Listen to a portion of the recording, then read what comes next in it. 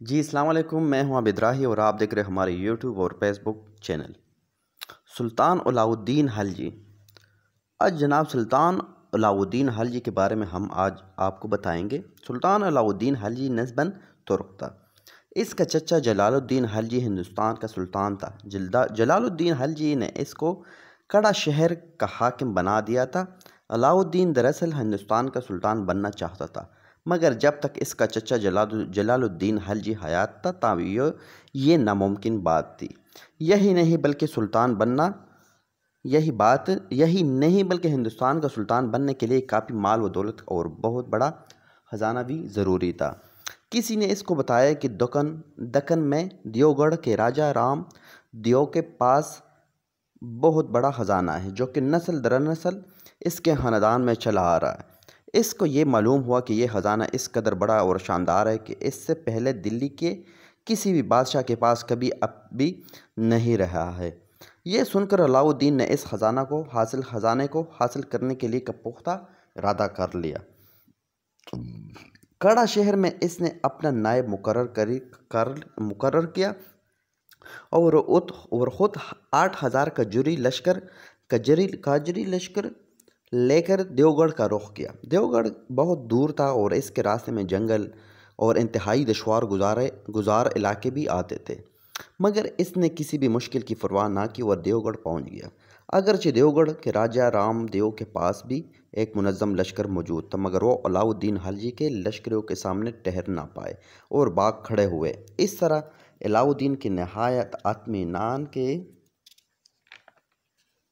ساتھ دیوگڑھ شہر اور اس کے قلعے پر قبضہ ہو گیا۔ اس فتح کے بعد اس کے نتیجے میں علاؤ الدین خلجی کو 600 من سونا، 700 من موتی، 2 من جواہرات جن میں لال، یاقوت، الماس اور زمرد شامل تھے، 1000 من چاندی اور 1000 ریشمی کپڑے کے تھا، ان حاصل ہوئے۔ اس کے علاوہ ان گت ہاتھی اور ہزاروں کی تعداد میں نہایت عمدہ گھوڑے بھی حاصل ہوئے۔ راجہ رام دیو کے علاوہ علاؤ الدین خلجی نے دیوگڑھ کے دیگر مہاجنوں کو بھی گرفتار کر لیا اور ان سے علاؤ الدین کو 50 من سونا، کئی من موتی اور ان گت کپڑے کی تان حاصل ہوئے۔ یوں علاؤ الدین کے پاس اس کے چچا سے بھی زیادہ دولت جمع ہو گئی۔ کہا جاتا ہے کہ اس کے بعد اس نے دھوکے سے اپنے چچے کو قتل کرا دیا۔ اب اس نے اپنے خاص مشیروں سے مشورہ کیا کہ اسے کیا کرنا چاہیے۔ پہلے تجویز تو یہ ہے کہ لکھنوتی پر حملہ کر کے بنگال تک کے علاقے پر قبضہ کر لو اور اپنی طاقت اور قوت میں خاطر خواہ اضافہ کر لو۔ دوسری صورت میں یہ ہے کہ کڑا شہر میں رہوں اور اپنی مملکت کو مضبوط کروں۔ انہیں ایام میں اس کو یہ اطلاع ملی کہ جلال الدین خلجی کی بیوہ ملکہ جہاں نے دلی میں موجود مشیروں، امراء، سالاروں اور ارکان سلطنت کے مشورے کے بغیر ہی اپنے چھوٹے بیٹے قدر خان کو سلطان رکن الدین ابراہیم شاہ کا خطاب دے کر دلی کے تخت پر بٹھا دیا ہے، جس کے نتیجے میں دلی کے تمام امراء اور معززین ملکہ سے حد درجہ رنجیدہ ہو گئے اور انہوں نے ملکہ کے خلاف اقدامات کی کوششیں بھی کرنا شروع کر دی تھی۔ اب علاؤ الدین خلجی نے کچھ بھی اور سوچنا گوارا نہ کیا اور یہی فیصلہ کیا کہ اب صرف اور صرف دلی کا ہی رخ کیا جائے گا۔ علاؤ الدین خلجی نے کڑا سے نکل کر دلی کا رخ کرنے سے پہلے اپنے تمام سالاروں اور امراء کو طلب کیا اور انہیں بڑے بڑے خطاب عطا کیے۔ کسی کو ظفر خان، کسی کو الغ خان اور کسی کو الپ ارسلان کی خطاب سے نوازا۔ یہی نہیں بلکہ انہیں انعامات اور جاگیریں بھی عطا کیے۔ اس کے پاس بے اندازہ دولت تھی جس کا صحیح معنوں میں استعمال کر رہا تھا۔ اس قدر زبردست خزانہ لے کر علاؤ الدین خلجی نے دلی کا رخ کیا اور بھرپور اعتماد کے ساتھ کیا۔ اسے معلوم تھا کہ اگر کچھ امراء ناراض بھی ہوئے تو انہیں مال و زور دے کر اپنے ساتھ میں لے لے گا۔ کسی حد تک اس کی سوچ غلط بھی نہ ہوگی، کیونکہ زمانے میں عام انسانوں کی کمزوری عام طور پر دولت اور پیسہ ہی ہوتی ہے۔ اس نے اپنی دولت کی دھوم اور اس طرح مچانا شروع کی کہ کڑا جسے جب دلی کی طرف چلا تو سفر کے دوران وہ ہر خاص و عام سے ملاقات کرتا رہا اور انہیں مال و دولت سے نوازتا رہا، مقصد منہ اس کا بند کرتا جاتا۔ یوں اس نے اپنی فیاضی اور دولت مندی کی دھوم دلی تک پہنچا دی اور یہی اس کا منشا تھا کہ جب وہ دلی پہنچے تو اس کی شہرت پہلے ہی پہنچ چکی ہو۔ دوران سفر وہ جس مقام پر بھی پڑاؤ کرتا لوگوں میں سونے کی اشرافیہ بے دریغ بانٹا، چنانچہ اس کے لشکر میں بھی خاطر خواب اضافہ ہوتا چلا گیا۔ روایات سے معلوم ہوتا گیا کہ ہر مقام پر اس کے خیمے کے سامنے ترازو لٹکا دیا جاتا تھا اور اس میں 5 من اشرافیہ تول کر لوگوں میں تقسیم کر دی جاتی تھی۔ علاؤ الدین خلجی کی اس صحافت کی شہر دور دور تک پھیلتی چلی گئی۔ علاؤ الدین خلجی جب اپنے عظیم الشان لو لشکر کے ساتھ بدایون کے مقام پر پہنچا تو اس کے مقابلے کے لیے دلی سے ایک لشکر نکلا۔ دلی کے نوعمر بادشاہ نے ایک بڑا لشکر اس کی طرف روانہ کیا تھا۔ اس لشکر کی قیادت اس کے درباری امرا کر رہے تھے، جن کے لوگوں میں اس نوعمر بادشاہ کے لیے قدوت تھا۔ بہت ہی کم ان میں سے وفادار تھے۔ ان لوگوں سے بھی علاؤ الدین خلجی کی صحافت کی اطلاع سنی ہوگی، چنانچہ انہوں نے اپنے اس نوعمر بادشاہ کے لشکر کو چھوڑ دیا اور علاؤ الدین خلجی کے لشکر میں چلے آئے۔ یہ دیکھ کر دلی کے امراء نے اس کی حمایت کر دی۔ علاؤ الدین خلجی ان پر مال و دولت کی بارش کر دی اور یہ لوگ اس کی جانثاری کا دم بھرنے لگے۔ لشکر میں اسے بھی اکثریت اس کے ساتھ آ ملی اور دلی کے لشکر کو دیکھتے دیکھتے تتر بتر ہو کر رہ گیا۔ اس کے نتیجے میں علاؤ الدین خلجی کے لشکر میں کم و بیش 60,000 افراد کا اضافہ ہو گیا، جو کہ اس کی توقع سے بھی بڑھ کر تھا۔ اب علاؤ الدین خلجی بڑے کوروپر کے ساتھ بدایون سے دلی کی طرف بڑھا۔ اس صورتحال سے آگاہ ہوتے ہی مقتول سلطان کی بیوہ ملکہ نے ملتان میں اپنے بڑے بیٹے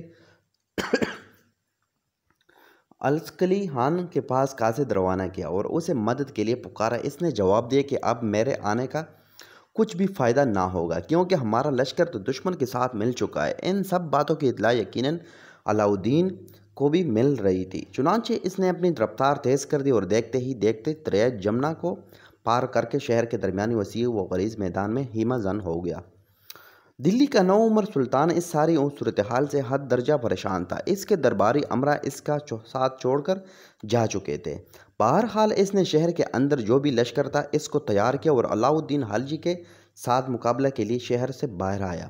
مگر جب اس نے شہر سے باہر آ کر علاؤ الدین خلجی کے لشکر پر نظر ڈالی تو وہ حیرت زدہ رہ گیا، کیونکہ تاحد نگاہ اسے دشمن کا لشکر ہی دکھائی دیا اور وہ لشکر جو لے کر شہر سے نکلا تھا اس کی حیثیت اس کے مقابلے میں کچھ بھی نہیں تھی۔ چنانچہ وہ اپنے کمزور ناتواں لشکر کو لے کر واپس شہر میں چلا گیا۔ اس نے اپنی ماں کو تمام بہنوں کے ساتھ رات کی تاریکی میں ملتان کی طرف روانہ ہوا۔ علاؤ الدین خلجی نے اسے جانے دیا اور کوئی تعارض نہ کیا۔ یوں علاؤ الدین خلجی بغیر کسی جنگ و جدل کے دلی کے تخت پر بیٹھ گیا اور تمام امراء اور شرفائے شہر نے اس کی اطاعت قبول کر لی۔ علاؤ الدین خلجی جب دلی کے تخت پر براجمان ہو گیا تو اس نے ایک زبردست جشن کا اختتام کیا، جو کہ مسلسل 3 روز تک جاری رہا۔ اس جشن میں عوام و خاص نے یکساں حصہ لیا۔ دلی شہر کو خوب اچھی طرح سجا کر عیش و عشرت کی محفل برپا کی گئی۔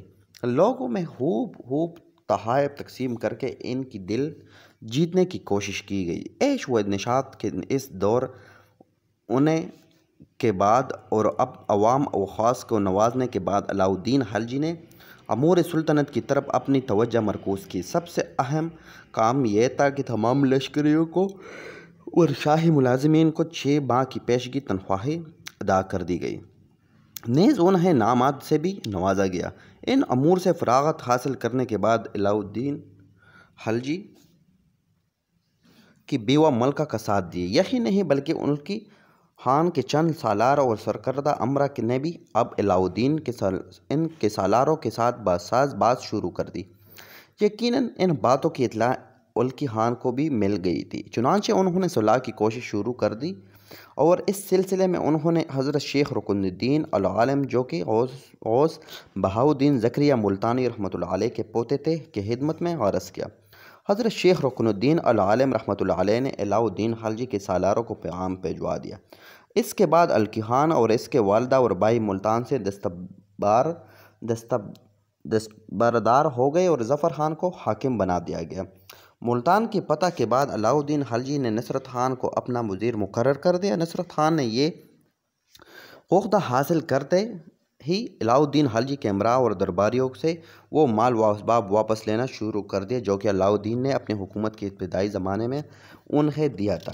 یعنی اس نے امراء اور درباریوں کو اپنے قابو میں کرنا شروع کر دیا، کیونکہ اس کے بےحد فیاضی نے ان امراء اور درباریوں کے دلوں سے اس کا رعب کم کر دیا تھا۔ پھر جب اس نے جلال الدین خلجی کے خاندان کو بری طرح ختم کیا تو اس نے امراء اور درباری خوفزدہ رہنے لگے۔ اس دوران منگولوں نے ہندوستان پر 1,00,000 ٹھڈی دل لشکر سے حملہ کر دیا۔ ان کا سالار دردا خان حسب معمول ان کا لشکر جس علاقے سے گزرتا اپنے پیچھے تباہی و بربادی کی داستان چھوڑ جاتا۔ ان کا یہ ارادہ تھا کہ پورے پنجاب پر اپنا قبضہ جمایا جائے اور پھر ہندوستان پر قائم حکومت کی جائے۔ علاء الدین خلجی کو جب ان درندوں کی پنجاب میں آمد کی اطلاع ملی تو اس نے بھی اپنے سالاروں سے کہا کہ تیاری کر لے۔ یقینی بات ہے کہ 1,00,000 کے لشکر کے ساتھ مقابلہ کرنا کوئی آسان بات نہیں تھی۔ منگول دنیا کے بد تہذیب ترین لوگ تھے جو کسی بھی قسم کے رحم کے جذبے سے عاری نہیں تھے۔ دلی سے علاء الدین خلجی اپنے لشکر کے ساتھ آگے بڑھا تو اتنی دیر میں منگولوں کا لشکر بھی لاہور کے قریب پہنچ گیا۔ لاہور کے نواب میں دونوں لشکروں کے درمیان نہایت خونریز جنگ ہوئی۔ اس جنگ میں علاء الدین خلجی نے منگول لشکر کو اڈیر کر رکھ دیا۔ منگولوں کے تمام سردار اور سالار جو قیدی بنائے گئے تھے انہیں قتل کر دیا گیا اور باقی لشکری ادھر ادھر بھاگ کر کھڑے ہو گئے۔ منگولوں کے 1,00,000 کے عظیم الشان لشکر کو شکست دینے سے پورے ملک میں علاء الدین خلجی کا رعب اور داغ بیٹھ گئی۔ اب آس پاس کے علاقوں کے حکمران اس کا نام سن کر ہی ترانے لگے۔ اب صورتحال یہ بن گئی تھی کہ علاء الدین کا لشکر جس طرح بھی رخ کرتا فتح و نصرت اس کے قدم چومتی۔ اس قدر عظیم الشان کامیابی حاصل کرنے کے بعد اب علاء الدین نے ایک نہایت اہم قدم اٹھایا۔ اب وہ ان افراد کو سزا دینا چاہتا تھا کہ جنہوں نے سلطان جلال الدین خلجی کے خلاف سازشیں کی تھی اور جلال الدین خلجی کا ساتھ چھوڑ کر اس کے ساتھ مل گئے تھے۔ علاء الدین بخوبی یہ بات جانتا تھا کہ اگر یہ لوگ جلال الدین خلجی کا ساتھ چھوڑ کر اس کا ساتھ دے سکتے تو کل اس کا ساتھ چھوڑ کر کسی اور کا بھی ساتھ دے سکتے۔ ان سازشی افراد سے نپٹنے کے لیے اس نے اپنے بھائی اغا خان کو مقرر کیا۔ چنانچہ اغا خان کے تمام کاموں کو چھوڑ کر ان تمام امراء کی طرف متوجہ ہو گیا جنہوں نے لالچ اور طمع میں آ کر جلال الدین خلجی کی اولاد سے بے وفائی کی تھی۔ ایسے تمام نمک حرام امراء کو فوری طور پر گرفتار کر لیا گیا اور انہیں عبرتناک سزائیں دے کر دوسرے کے لیے ایک مثال بنا دیا گیا کہ غداری کرنے والوں کا انجام یہی ہوتا ہے۔ یہی نہیں بلکہ تمام امراء سے ان کا مال و دولت واپس لے کر جو انہوں نے سازشوں کے ذریعے کمایا تھا خزانے میں جمع کروا دیا گیا۔ ان دوران جلال الدین خلجی کے 3 امراء کو نہ صرف زندہ رکھا گیا بلکہ ان کو پوری طرح عزت بھی دی گئی تھی۔ یہ 3 افراد قطب الدین علوی، ملک نصر الدین اور ملک جلال الدین تھے۔ وجہ یہ تھی کہ یہ 3 امراء جلال الدین خلجی کے وفادار تھے۔ در حقیقت علاء الدین خلجی کا یہ اقدام ان سازشی عناصر کے لیے ایک جامع پیغام تھا کہ جو محض دنیاوی مال و دولت کی خاطر اپنے محسنوں کے ساتھ بے وفائی کرتے ہیں اور انہیں جان سے بھی محروم کرنے سے دریغ نہیں کرتے۔ اس لیے ان لوگوں نے چونکہ اپنے آرام و آسائش کے لیے دوسروں کے آرام کو خراب کیا ہوتا ہے لہٰذا انہیں نہایت عبرتناک سزا ہی ملنا چاہیے تاکہ دوسرے لوگوں کو عبرت حاصل ہو۔ علاء الدین خلجی نے غدار امراء سے نپٹنے اور منگولوں کو بدترین شکست سے دوچار کرنے کے بعد جب یہ دیکھا کہ اب حکومتی معاملات کافی حد تک بہتر ہو چکے ہیں تو اب اس نے اپنی سلطنت کو وسعت دینے کا پختہ ارادہ کر لیا۔ چنانچہ 697 ہجری کے اوائل میں اس نے نہایت قابل سرداروں الماس بیگ اور نصرت بیگ کی سرگردگی میں ایک عظیم الشان لشکر روانہ کیا۔ اس میں قابل ترین سالاروں کو ان کے ماتحت کیا گیا تاکہ یہ عظیم الشان لشکر علاقہ گجرات پر حملہ آور ہو کر اسے زیر نگین کر کے اور اس کی حکومت میں شامل ہو جائے۔ یہ تھی ناظرین آج کی ہماری ویڈیو پسند آنے کی صورت میں ہماری ویڈیو کو لائک کرے، شیئر کرے، کومنٹ کرے۔ انشاءاللہ دوسری قسط بھی جلدی جاری کر دوں گا۔ انشاءاللہ ملاقات ہوگی انشاءاللہ نیکسٹ ویڈیو میں۔ تب تک کے لیے رکھے گا اپنا اور اپنے پیاروں کا بے تحاشا خیال۔